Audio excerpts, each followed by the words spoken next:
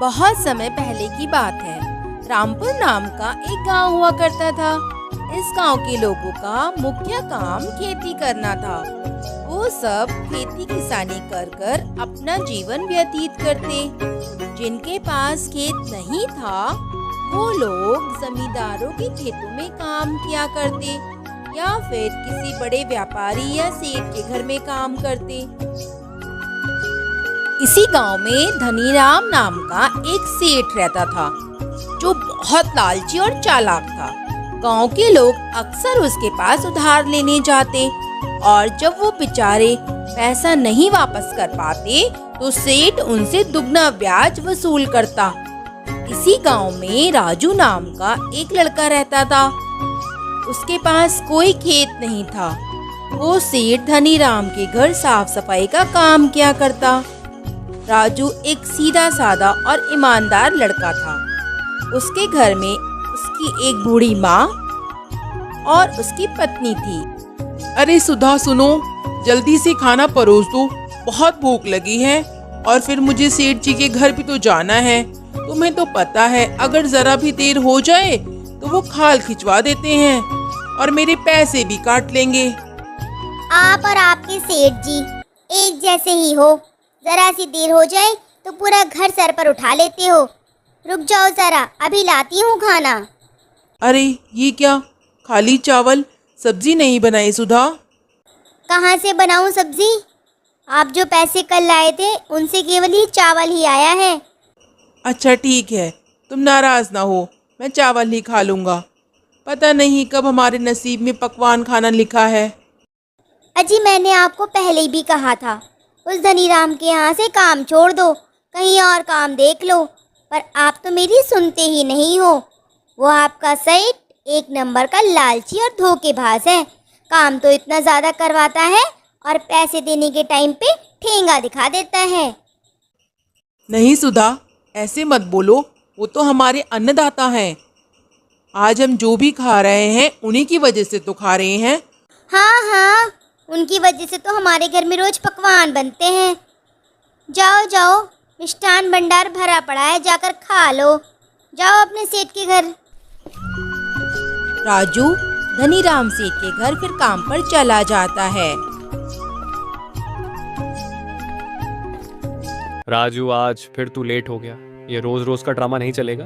मालिक माफ कर दो, कल से नहीं होगा। बस 5 मिनट ही लेट हुआ हूँ। बस 5 मिनट? चल ठीक है, आज तू शाम को 1 घंटा लेट जाएगा, तब पता चलेगा तुझे फिर कभी लेट नहीं होगा। फिर अब जा अंदर, सारा काम ऐसे पड़ा है, जल्दी कर। मालिक आपसे कोई मिलने आया है। कौन आ गया इतनी सुबह? जा जाकर भेज दे।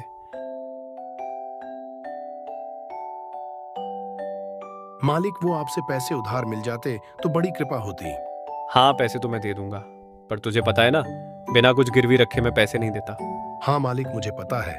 मैं ये अपनी बीवी का चांदी का कंगन लाया हूँ, आप इसको गिरवी रखकर कुछ पैसे दे दो बस। हाँ चल ठीक है, ला इधर ला कंगन। हरिया इसे मुंशी से बोलकर पैसे दिलवा दे जाकर। अरे सुन तो हरिया, ये आजकल गांव वाले उधार लेने काम क्यों आ रहे हैं? अगर ऐसे ही चलता रहा तो अपना तो ब्याज का धंधा मंदा पड़ जाएगा। अरे मालिक, वो आजकल गांव में एक नया जमींदार आया है। सुना है बहुत अमीर है वो। वही सब गांव वालों को उधार देता रहता है और तो और ब्याज भी नहीं लेता। सब गांव वाले उसकी बहुत तारीफ करते हैं। भगवान दास नाम है उसका मालिक। अच्छा ये बात है, लगता है इस भगवान दास से मुलाकात करनी ही होगी।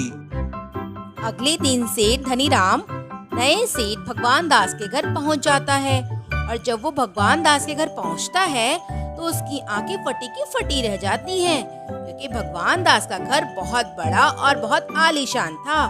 मन ही मन धनीराम को उससे जलन होने लगती है। क्यों भाई भगवान दास, मैंने सुना है कि तुम गांव वालों को बिना कुछ गिरवी रखे ही उधार देते हो और ब्याज भी नहीं लेते। अरे नहीं भाई, मैं कौन होता हूँ उधार देने वाला? देने वाला तो वो भगवान है। उसकी दया से किसी चीज की कमी नहीं है। इन गरीब लोगों के कुछ काम आ सकूं तो ये मेरा सौभाग्य होगा। तुम अभी जानते नहीं हो इन गरीबों को मेरे भाई। बिना ब्याज के पैसे दोगे तो ये वापस तक नहीं करेंगे, सर पर चढ़ जाएंगे तुम्हारे। अरे नहीं भाई, ये मासूम से लोग मेरा क्या ही बुरा करेंगे। मेरी मानो तुम भी ब्याज मत लिया करो, थोड़ा पुण्य कमा लो। अरे नहीं भाई, ये पुण्य तुम ही कमाओ, मैं तो कुछ और पुण्य कमा लूंगा। इतना कहकर धनीराम वहाँ से निकल लेता है। भगवान दास के घर में उसकी पत्नी और बेटा रहता था। उसका बेटा शहर में पढ़ाई करता था और छुट्टियों में अपने माता पिता के साथ रहने घर आता। अभी कुछ दिन पहले ही उसका बेटा घर आकर गया था। जब उसकी छुट्टियां खत्म हो गईं, वापस वह शहर चला गया। दूसरी ओर धनीराम घर आकर सारी रात करवट बदलता रहा। उसे तो नींद ही नहीं आ रही थी। पूरी रात वो यही सोच रहा था कि भगवान दास के पास कितना पैसा है। अगर उसका घर इतना सुंदर है तो उसके पास बहुत माल जेवर भी होगा। ये सोचकर धनीराम मन ही मन एक योजना बनाता है और रात के अंधेरे में राजू के घर जाकर उसके कपड़े चुराकर पहन लेता है। इन कपड़ों में मुझे कोई नहीं पहचान पाएगा। अगर किसी ने देख भी लिया तो मुझे राजू ही समझेगा। ऐसा सोचकर भगवान दास के घर वो चोरी चुपके घुस जाता है। उसकी नजर तिजोरी पर पड़ती है और वो वहाँ से सारे गहने और पैसे चुराकर भाग जाता है। अगले दिन हाय हाय हाय, बाहर आइए बाहर आइए, हमारे घर चोरी हो गई है। पुलिस को बुलाओ, जल्दी बुलाओ पुलिस को। भगवान दास के घर तो कोहराम मच जाता है। उसकी पत्नी चिल्लाए जा रही थी। थोड़ी देर में पुलिस वहाँ आ जाती है।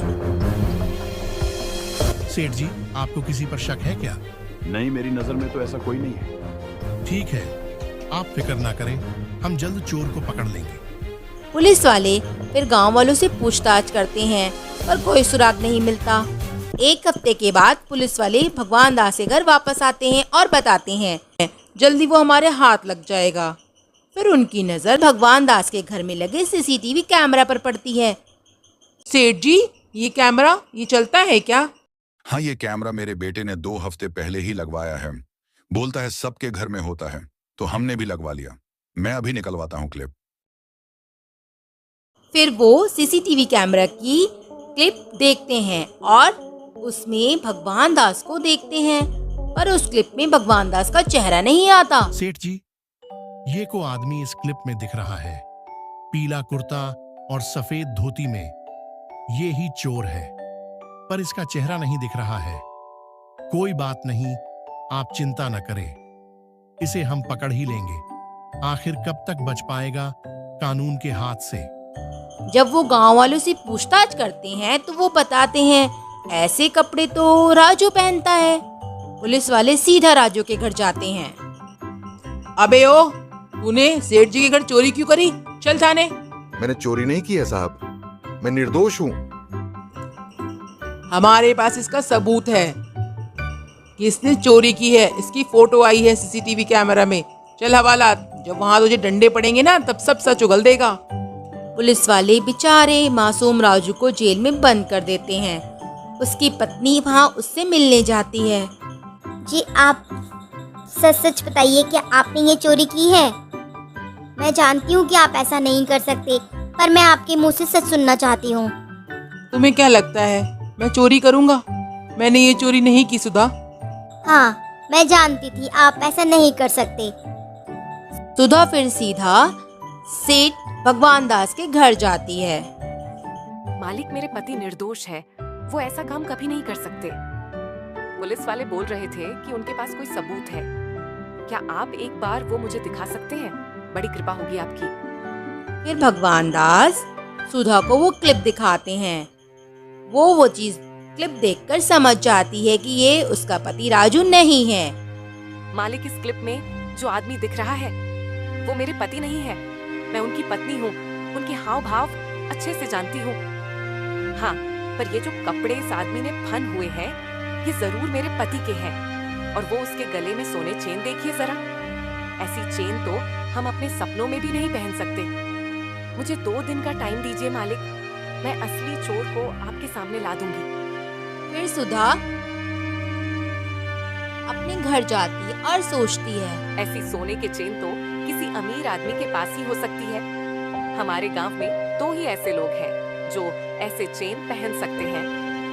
पहले तो प्रधान जी और दूसरा वो धनीराम। प्रधान जी तो 1 महीने से गांव के भर गए हैं। अब बच्चा ये चालाक धनीराम, ये काम इस धनीराम का ही है। मुझे जाकर मिलना होगा धनीराम से। सुधा धनीराम के घर जाती है। ओह ओह, आ गई चोर की लुगाई। पैसे मांगने चल जा, तू भी चोरी कर ले जाकर अपने पति की तरह। मालिक, वो मेरी सासू माँ की तबीयत बहुत खराब है। मैं आपसे कुछ पैसे उधार मांगने आई हूँ। अगर आप मदद कर देते तो बड़ी कृपा होती। ये सब बातें करते हुए सुधा की नजर धनीराम के गले पर पड़ती है। धनीराम ने वो चेन पहनी हुई थी। जब सुधा वहाँ से चली जाती है और पुलिस वालों को लेकर आती है। पुलिस वाले जांच पड़ताल करते हैं। पुलिस वाले भी समझ जाते हैं कि चोरी धनीराम ने की है। वो जाकर उसे जेल में बंद कर देते हैं और राजू अपने घर आ जाता है। सेठ भगवान दास राजू को फिर अपने घर पे काम पे रख लेते हैं। हाँ बेटा, मुझे तो शुरू से तुम्हें पत्नी विश्वास को था तुम पर कि पूरा तुमने चोरी विश्वास नहीं था। की, पर सारे सबूत आज तुम्हारे इसी के खिलाफ थे प्रयास से और तुम तुम्हारी बाहर पत्नी आए ने हो जेल आज से। तुम्हारा साथ दिया किस्मत और वाले हो तुम्हें इतनी बड़ी तुम जो मुसीबत ऐसी से पत्नी बाहर मिली है निकाला। तुमको। बहुत भाग्यशाली आज हो से तुम, तुम मेरे तुम्हें घर पर ऐसी काम पत्नी करो। मिली। आज से मुंह तुम दोनों मांगी यही तनख्वाह काम करो। दूंगा। मंजूर है। फिर वो लोग हंसी खुशी रहने लगते हैं।